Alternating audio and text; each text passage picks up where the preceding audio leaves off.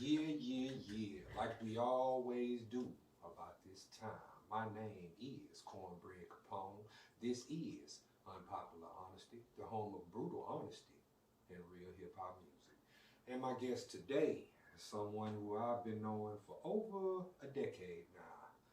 Hustling and grinding in the streets of Beaumont, Texas, throughout the course of music and crossing over into media.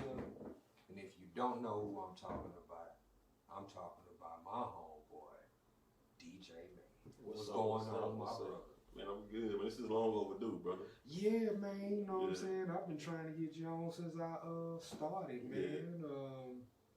Well, for everybody who might not know the history, when did you start with the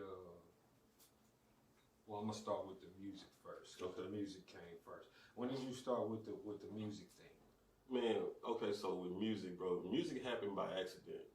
I used to freestyle all the time, just listening to, screw tapes and Swisher House mixes. And we used to be in the car, man, doing our stuff, what we do. And while we in the car, man, we just freestyling, and people started like, bro, you should rap. Like, you should do this. And I'm like, man, I'm not thinking about doing this stuff, bro. And then my kinfolks, Sean T and NJ, they started doing it first.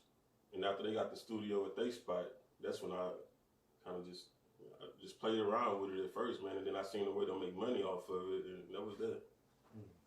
And then the transition came. The transition was the move out of music into the world of media. Well, let me say this with the music. I started DJing because we didn't have a way to put our music out. Right. So I did it because I'm saying this because I always seen the business behind what we did. You feel me? So I seen the need for to put our music out on mixtape. We didn't know no DJs, like, you know what I'm saying? Like, we didn't know no music, no media outlets where we could put our music out. So I'm like, bro, like, we know we in the streets. You feel me? Like, right. Man, I make these mixtapes, and people used to stop me and ask me where I got my music from.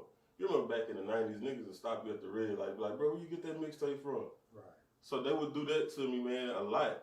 And I would sell my CDs out the tape deck at the red light for $5. And it'd be my mixes. So I'm like, man, people already like my mixes, bro. Like, put our music on there, get the hood on our music through the mixtapes. Right. Yeah, so that's how that started. And then with the camera and stuff, we was going city to city throughout Texas, man, with our music. And I'd come back home to Beaumont and be like, bro, I was kicking it with Big Pokey this weekend. I kicking it with Zero this weekend. I'm like, bro, ain't no way. And man, we was doing this, we was doing that. They're like, bro, ain't no way. So then I started bringing the camera, because people, man, they didn't think we was doing it how we was doing it. Right. Yeah. And that led into the transition into the media. Yeah. Well, I mean, as far as media is concerned, what do you like about being on the media side as opposed to being on the music side? Well, I've always been a huge fan of literature. So I love being able to tell a story and get your message across. So I love video more than music. It's really tough. I just feel like in video form, I can put out a more deeper detail of the story versus in music, you really crunch for time. Right. You feel me? So I like video, but it's nothing like poetry over a beat though, bro. Right. Yeah. Do you have any plans to go into film or definitely possibly television series or all something like that? Man, 2023 this year, DJ Mann TV will have shows on TV. That's what's up. Yeah, we will have shows on TV. You already have any ideas what those shows will be? Well, or you just no. I already know one for sure is gonna be 409 Foods. It's a food review show that we do. Okay. Me and my guy Jess from OS Smoke Company.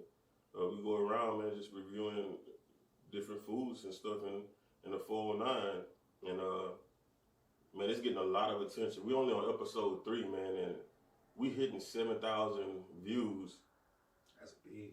With no promotion. Wow. Have y'all done Texas Roadhouse yet? Not yet. Not yet. Man, we, like I said, we just on episode 3. Man, we getting hits from so many people. Like, shout out to Lauren. She hit me up about doing the Taste of Triangle. Right. You know what I'm saying? Like, bro, that's what, you know, that's, I ain't gonna lie, that's kind of what some of the big wigs at in the media game, you feel me?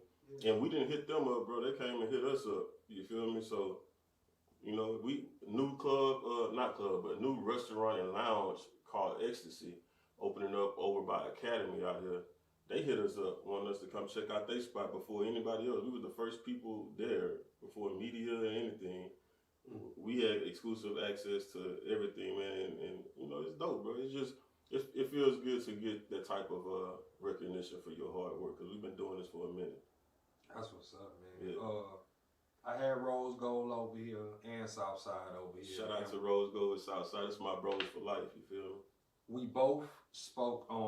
We all spoke on the Fold 9 We Got Next thing. Okay. I just wanted to ask you from your honest opinion, because everybody has an opinion on why it didn't last. In your opinion, why didn't it last? This is brutally honest, because that's what we do here, right? Right. Let me speak on me first. Okay. I didn't have the business knowledge then that I have now.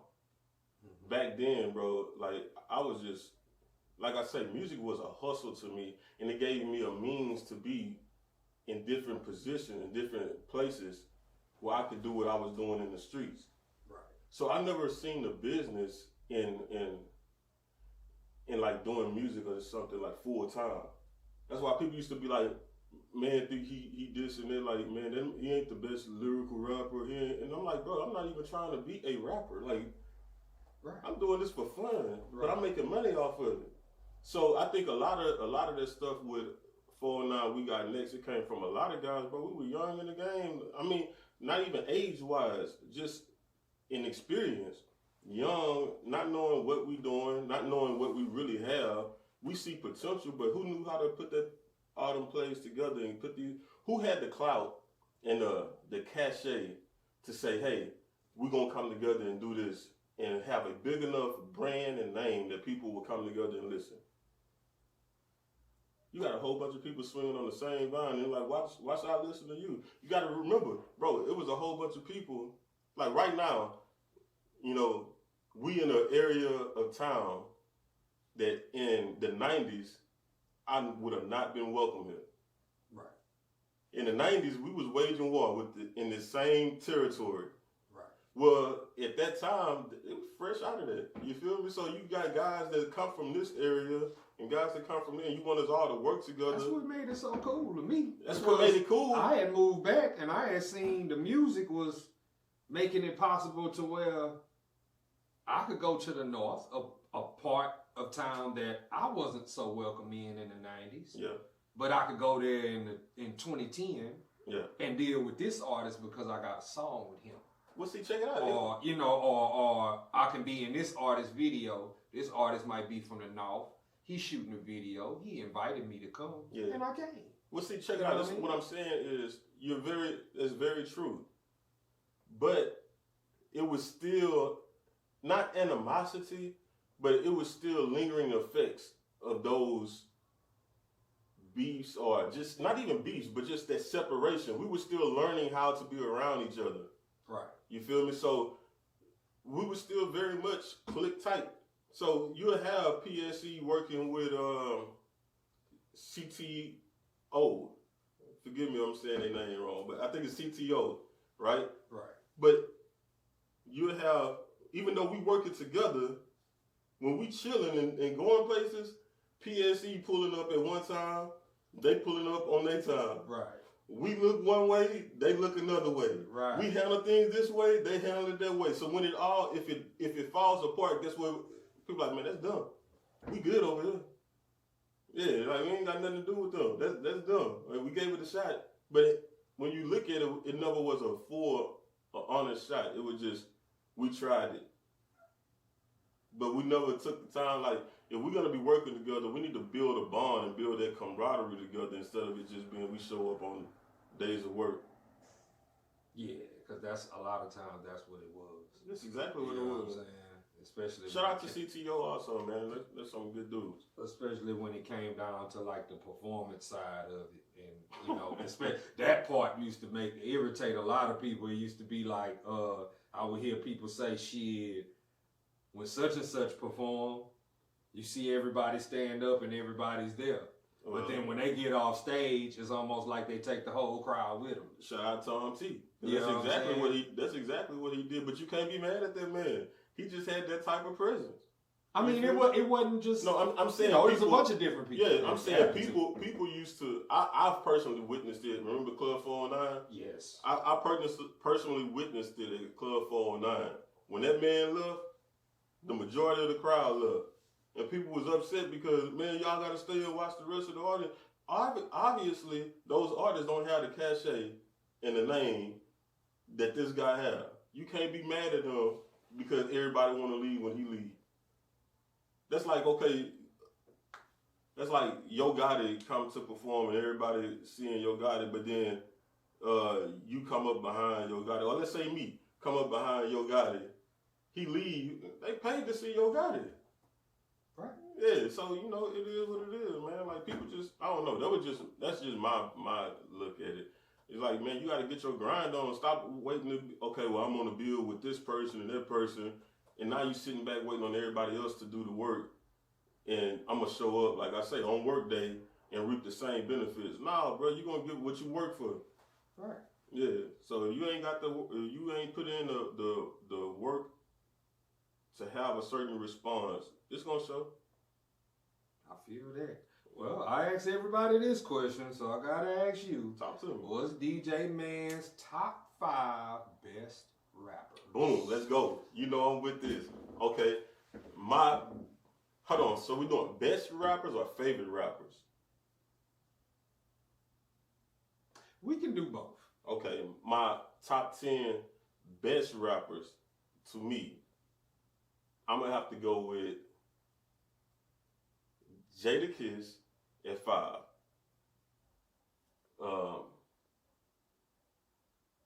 Number four and number 5, they're flexible, bro. It's fluent. It changes from time to time, right?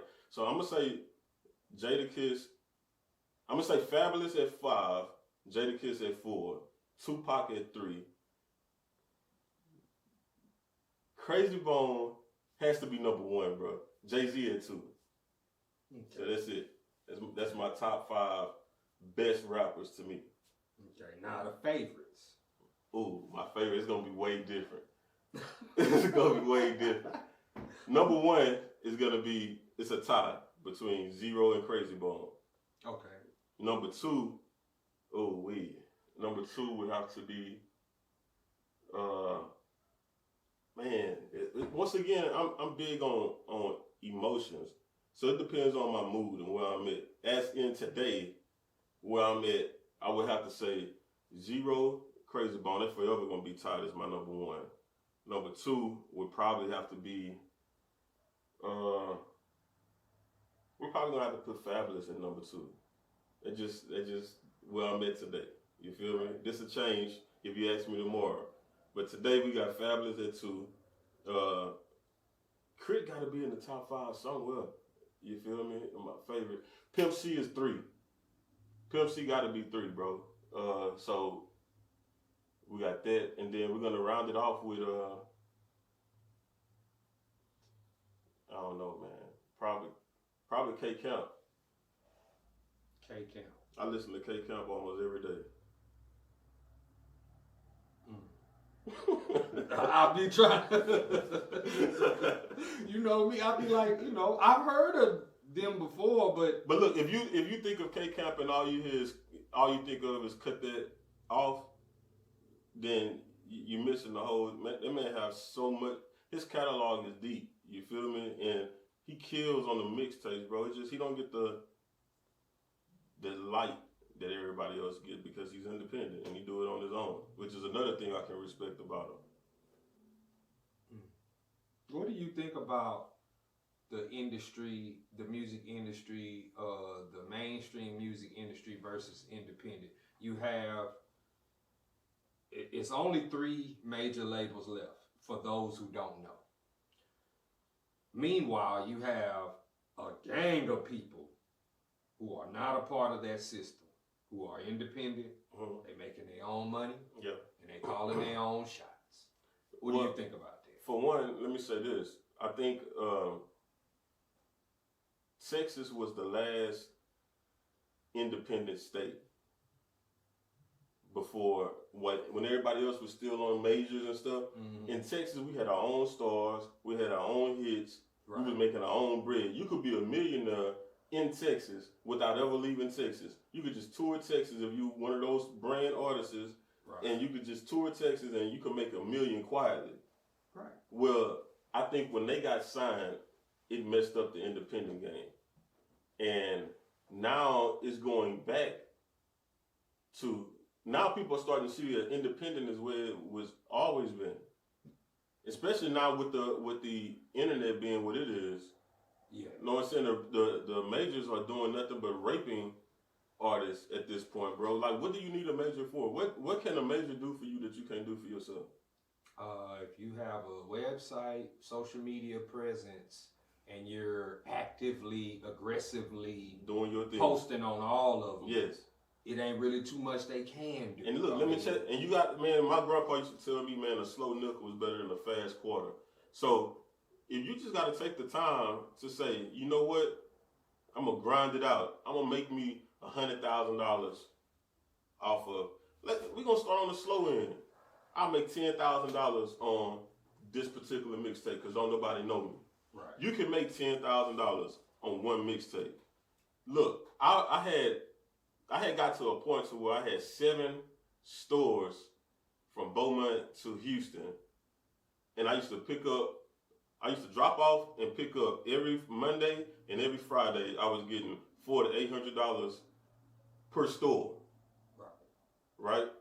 That's dropping it off and picking up. So I'm dropping off, and so people used to be like, "Why don't you DJ in the clubs?" Why? Man, the club want to pay me $250 to $400. Bro, I can make that easy, and then I'm selling hand to hand with my boy Southside. You feel me? Right. All over. So I'm saying, like, it's no reason if you got to take that slow grind and start building your team, because now you're getting that money in. Build you a promo team. Start paying you a promo team while you still having this money coming in. So now you investing money in yourself. So now you got your promo team promoting for you online while you still putting the physical work in. Right. And the number one thing that I feel in any business, right, you want to be trustworthy, for one, and you want to build real relationships with people, right? So you want to get out here. Don't let people tell you, man, it's all about the internet. The internet will get you places that you can't be physically at times, right? But nothing beats that one-on-one relationship that's stopping by and saying hi to a person. You feel me?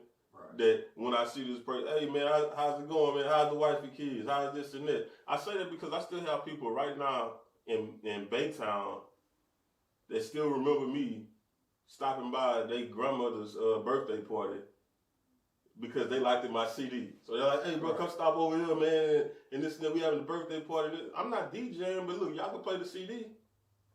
So it's real.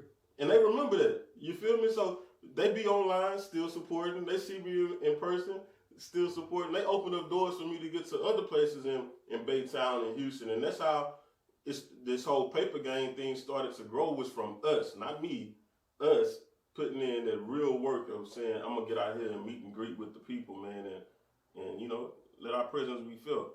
So I don't really see the mainstream. I don't see a need for a mainstream. You could do it on your own, unless you just want a quick buck. But you're gonna lose in the end. Yeah. You notice the council culture, right? I'm about to get online and tell people, man, this nigga Cornbread had me on the podcast with all these red bandanas. I feel offended. The cancel culture. Cancel culture. What do you think about cancel culture? Since we talking about it, man, it's BS. It's a whole bunch of BS, bro. Like, people just, man, this world, I really could go deeper into it, but I'm going to keep it shallow for right now, for podcast sake, right? But people are just in their feelings, and emotions is leading the world right now. There's no logic It's just emotion. There's a lot of I feel this hurt my feelings. And man, look, sometimes your feelings need to be hurt. You know what I'm saying? Like people can't stand correction no more. Yeah. You feel me? Like people can't stand correction, man. Like if you tell somebody, you have to say it in the right way. You have to use the right tone. Man, you remember back in the Gap, bro? Them old folks didn't care about no tone. Right? Yeah, That's they right. didn't care Wrong about is your wrong. feelings either. That's something that I feel like that messed up music. I'm gonna tell you what I think happened, bro. And I talked to my boy Big Boone. Shout out to Boone. I talked to him about this also. Do you remember back in the Gap, man, when outside you had real niggas outside? Right. And it was real life stuff going on outside. And you remember at one point in time, maybe like around 2002, 2003, 2004, somewhere around that area, it was their little brothers that was trying to come outside and they couldn't come outside. Remember? Because you get beat up around here with all that weird stuff. So they would go in the house. But guess what happened around that time, bro? People started getting on MySpace and they started creating their own little circle of little weird friends doing weird stuff. Well, guess who running the internet? Them weirdos. Them little weirdos.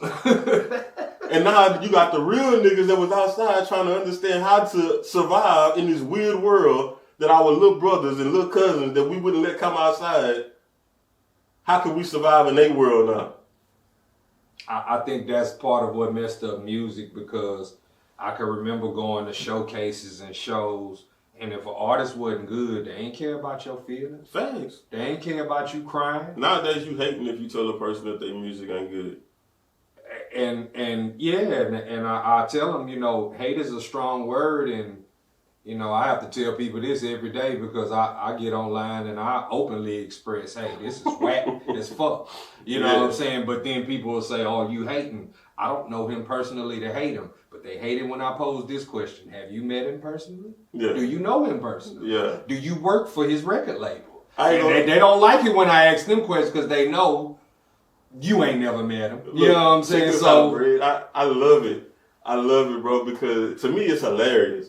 You be going hard on some people, bro. Oh, yeah. Yeah, you be going hard I went hard on somebody today. Man, I fried his ass. Excuse my language. But here at Unpopular Honesty, we believe in frying people. I'm not gonna say what we were talking about. Yeah.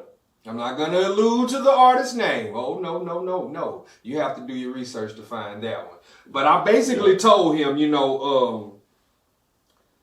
because he hit me with the HATE. And I said, well, I don't know him personally to hate him.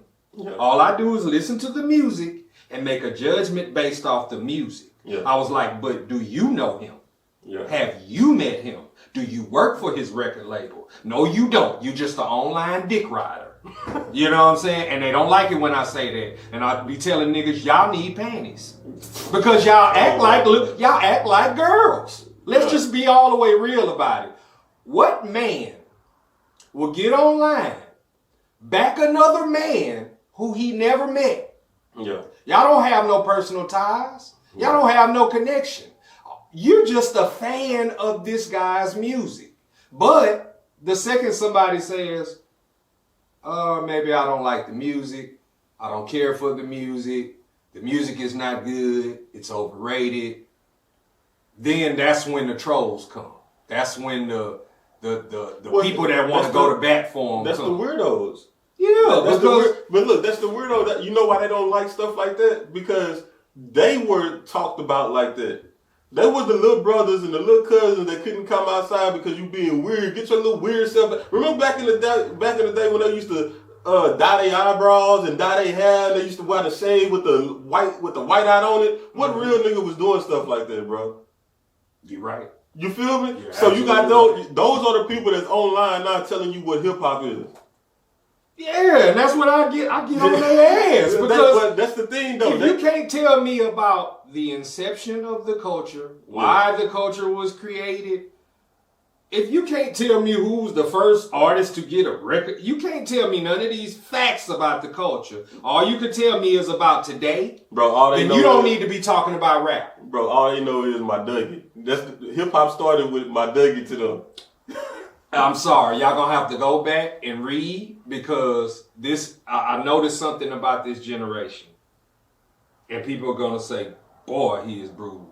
But this generation makes a doorknob look like a scholar with degrees.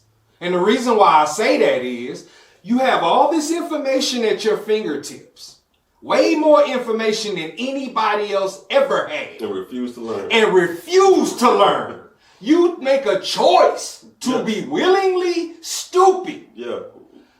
And I'm supposed to give you credit because this is a new generation and your stupidity is being pedestalized by people who don't know no better? Come on, man. We're gonna kill all of that. If you don't know about rap, and all you know about is today, stop talking about rap. If you want to be intelligent, fill your mind up with knowledge and information. There you go. Read, goddammit. It ain't illegal yet. Read. Straight up.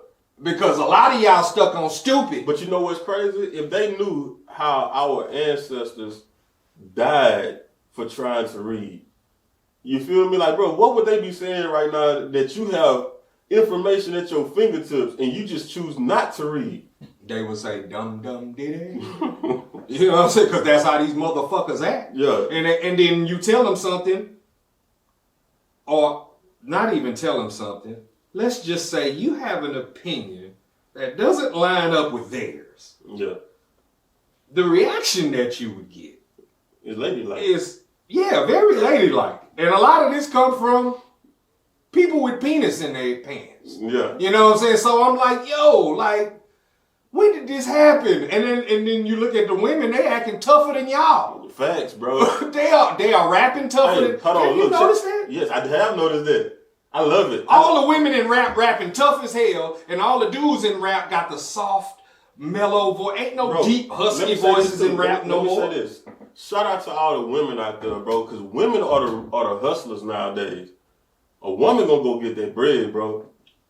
Look, and I ain't talking about this new way of getting money with all that twerking online. I'm not talking about that.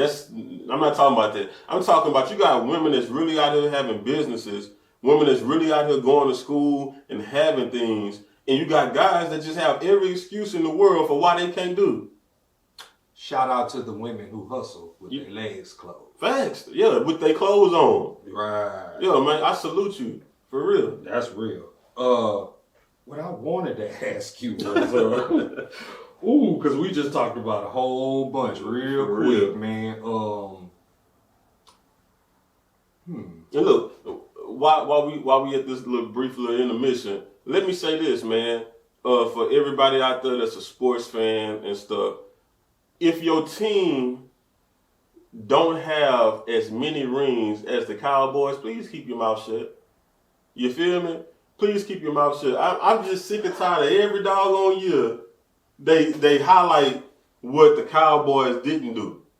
It's only 8 teams out of 32 teams that has went farther than the Cowboys this year, but yet, some kind of way, we suck. You feel me? Do the math on that. 8 teams, only 2 in the NFC has done more than the Cowboys this year, but we suck. I'm not a football fan. What happened to the other 4 teams? I'm a round ball fan, you know what I'm saying? Shout out to the Rockets, you know what I'm saying? But what I was going to say was, do you think that the award shows need a category called Ghostwriter?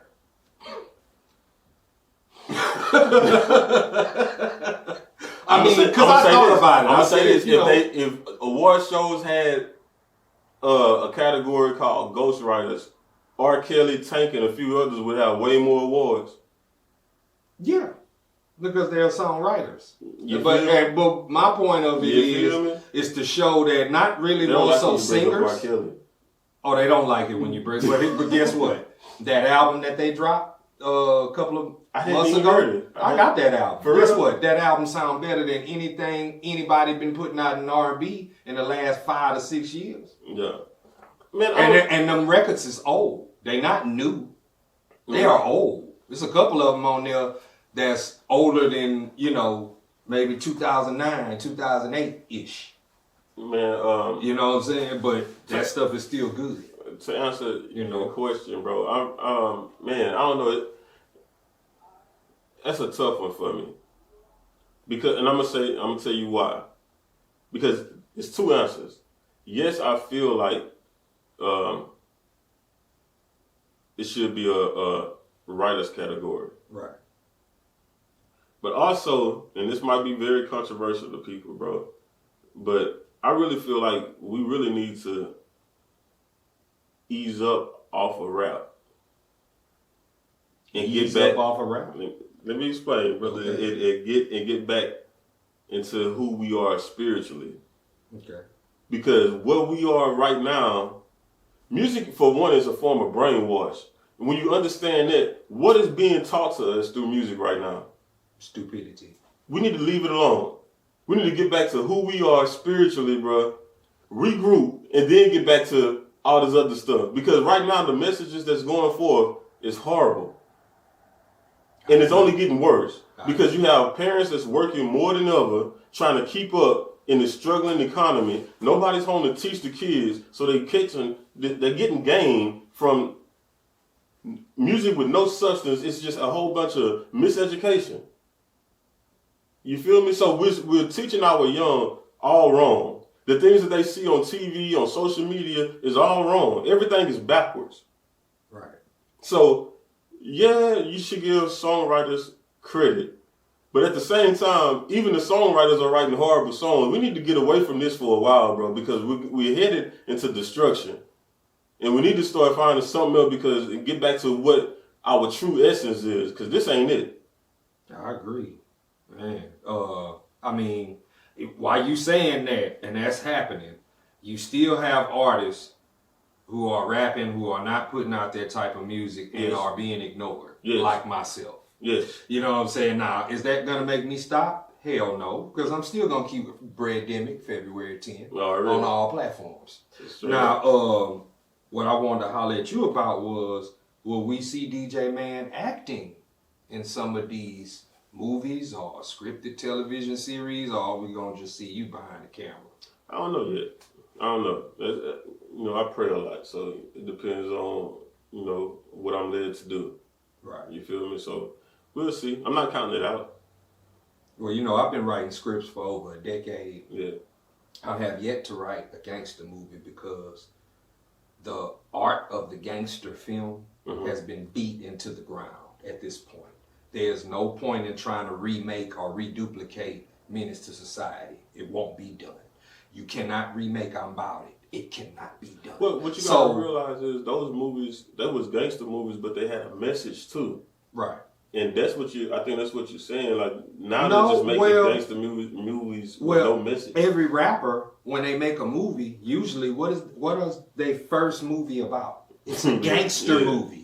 You know what I'm saying? So that concept has been beat into the ground. So now I'm writing comedies. Now I'm writing, I wrote a drama. I wrote a scripted series that will fall in the erotic category. But I haven't wrote nothing gangster yet. You know what I'm saying? So whenever we can, maybe we can, maybe we cannot. Hopefully I have one, man, that I'm writing on. And I'm not going to lie to you. This is my baby right here. You feel me? I put a lot of thought and effort and time into this script, and it's, I guess you could consider it gangster, but you get to see the mentality in the world of a gangster. Okay. Because everything in gangster isn't what the world would consider gangster. Right. Some of these people come from real life situations. You feel me? And it ain't just about gang banging and this and that. You feel me? Like, sometimes you have people that actually are on some other stuff, and it happens, man. Sometimes you just fall into what's going on in the environment that you're in. But just because It's look at it like this: if you're a chef, right, and they make a movie about you being a chef, they can talk to you. They can base their movie based on you doing chef work, or it could be based on you getting into the chef work. What led you to that? Why is the chef work such a big deal for you? What made you choose that route? What is your exit plan? So it's about all the elements around the chef versus the restaurant. You feel me? Right. Yeah. Well, man, we always have good conversations every time we get together. Before we get up out of here, is there anything that you would like to say? Any last words? Man, if I could tell people anything, bro, just it's a struggle out here for a lot of people. The economy is not doing so well. Division is at an all-time high in my lifetime in this country. I would just say, man, just keep going, man. Keep your head up. Keep grinding. Understand who you are, man. And the only way that I know to understand who you are is have a good prayer life. You feel me? And allow God to lead you and guide you, and you never go wrong. You feel me? And it's easy to show love. It's easy to show hatred in the world, man. But love conquers all, man. If we can show love in a stressful situation, you overcome the situation. And sometimes you got to know how to leave the situation with your peace instead of allowing people to attack your peace and get you out of character. Just be like, hey, man, leave peace and walk on. We don't have to address everything with anger. Feel that, man. Well, on behalf of Mr. DJ Mann and the good people at One Man Records, I am Cornbread Capone. This is Unpopular Honesty. And until next time, everybody, peace and love, because that's what the world needs, man. Peace and love.